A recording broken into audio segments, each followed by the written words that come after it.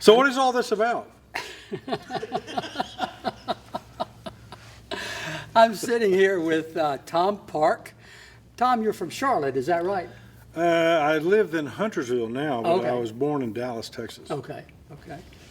And Tom is here to donate some things to our museum, but first, let's talk about his background. You were a pilot in the Vietnam War, is that correct? That's correct. When I graduated from the Air Force Academy in '69, pilot training down in San Antonio, Randolph Air Force Base, and those two classes that graduated in the summer are very highly populated with SAC aircraft. And unfortunately, I wasn't 1 through 4 in the class, so I got a SAC assignment. And so it was either a bomber, which had ejection seats, which I thought was a good idea, or a tanker, which didn't and could blow up all the time. So I thought, well, okay, I'd just go with the B-52, the Buff. And of course, the Buff, everybody knows, I presume, stands for Big, Ugly, Friendly Fellow. Well, more or less. More or less, yeah, more or less, yeah.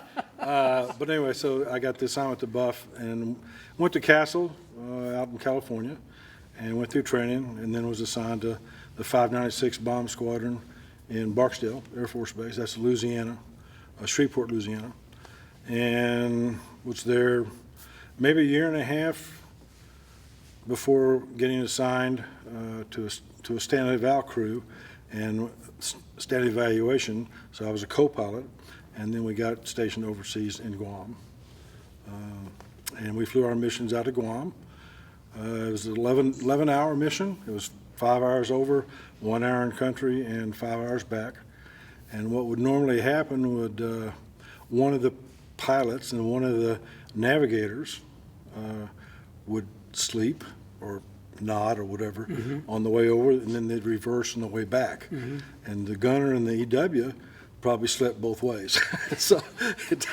But everybody was awake in country, and during the bomb run, obviously, everybody was awake and ready to go. But that's initially what happened. What else would you? Well, I want to make sure everybody understands. We're talking about a B-52. Yes, sir. A B-52G model. And a B-52 came out in the mid-50s? Early 50s. Early 50s, and still flying. Still flying today. Yeah. That's incredible.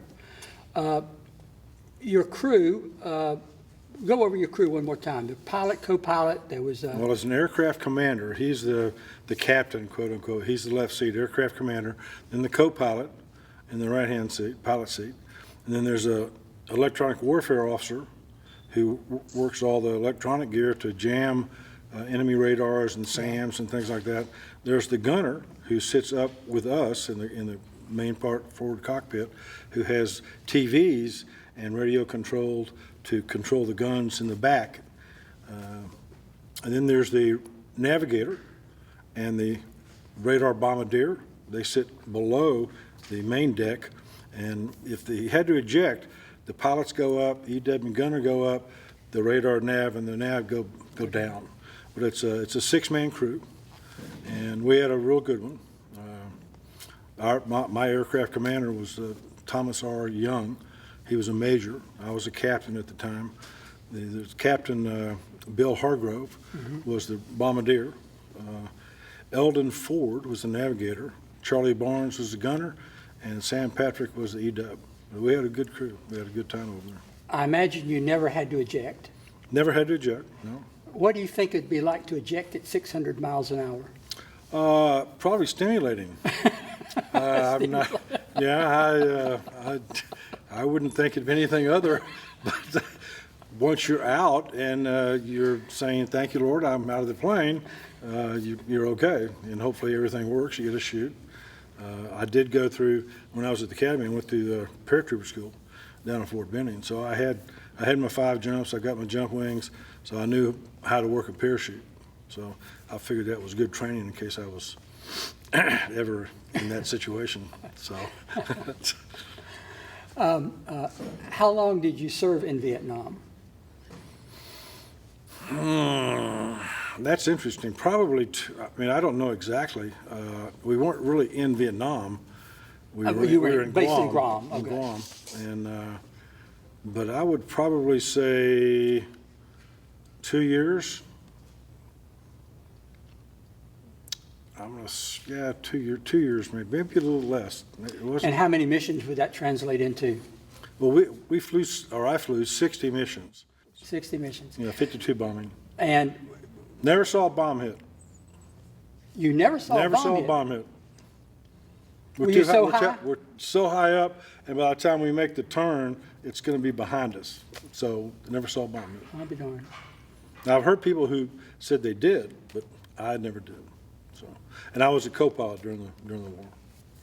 I made aircraft commander after the war. Fantastic. And then after the war, you were a commercial pilot for? Well, I got out in 74, and I didn't really do anything. I went to Colorado, basically, and worked odd jobs and became like a ski bum until 79. In 79, I got hired by Metro Airlines, a little outfit out of Houston, and we flew Piper Navajos and Twin Otters, and I did that for about 5 years before I got hired with America West in 85, and then I left America West in 86 to come to Piedmont, and I got hired with Piedmont in September of 86, and unfortunately they were purchased by US Airways in 89. So I only really had 3 years with the best airline that I've ever known. Phenomenal people, phenomenal company, took care of their people. Just can't say enough good about them. That's incredible. That is just incredible. Piedmont was a good airline. A good airline. Brings tears to my eyes and thinking of it. Well, let me see. Well, you've brought some artifacts to present to the museum today.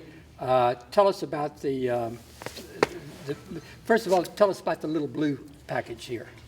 This little blue package is the radio that we dropped in the propaganda missions, part of the propaganda missions. It was encased in a styrofoam ball, I mean, very big, attached to a parachute. And this would fall down, and the enemy would supposedly run out and get them, and then it was a tunable radio, so they could tune to whatever they wanted.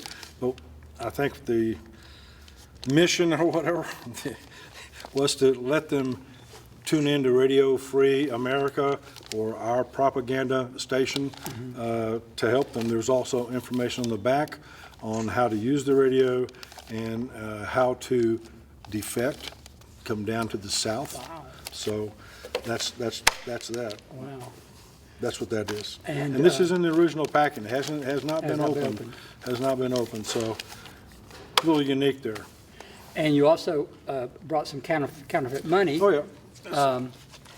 And you dropped that to what, disrupt their financial system? Basically, yeah, this was they would, some of this money like this, they'd have propaganda on here, and they'd cut that off, and they would use this in bars and restaurants coming south. We understand that some of the coloring wasn't quite right, so that they actually had to use it in restaurants at night and things like that, so they couldn't see the color. But yeah, these propaganda leaflets and counterfeit money were dropped. Yep. That was an idea, as you said, to disrupt their economy, plus help the people get to the south. Gotcha. So. Okay. But the largest artifact that you brought is the Throttle Assembly. What do you call it? Throttle Quadrant is what I call it. That's what this is right here.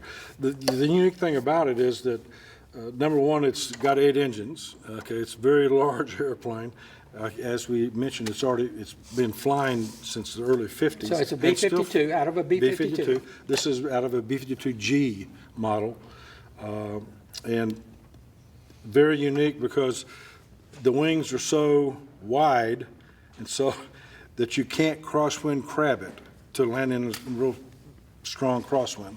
So this unit here, which I think is very unique, and I think there's only one other airplane possibly that has this, but you have to caster the gear.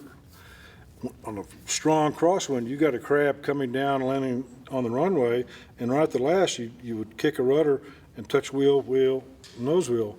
On the Buff, you couldn't do that because you'd scrape a wing tank or an engine. So we would caster the gear like this. Here's the fuselage. So the fuselage is coming down into the wind, and the gear is lined up with the runway.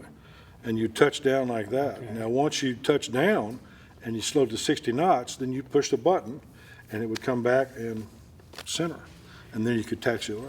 For those of us who didn't quite understand some of the terminology, you're saying that because of crosswind, the plane is landing not in a straight line, but at an angle. At an angle. But you're capable of turning the landing gear. The wheels are going down so the that they runway. will be going straight right. when the plane lands sideways. That's correct.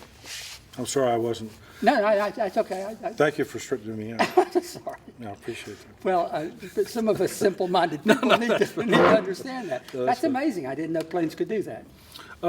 They can. This one can, and I think, as I mentioned, there's one other, and I can't remember which one it is. There's another one, possibly two, but very unique to this airplane because the wings are so wide, and you got fuel tanks on the outside. You don't want to be scraping those coming in. So it was interesting. We're talking about civilian flying.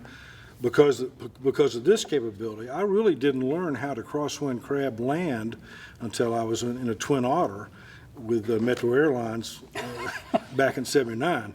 Because we'd go into Oklahoma, and the wind's always blowing in Oklahoma.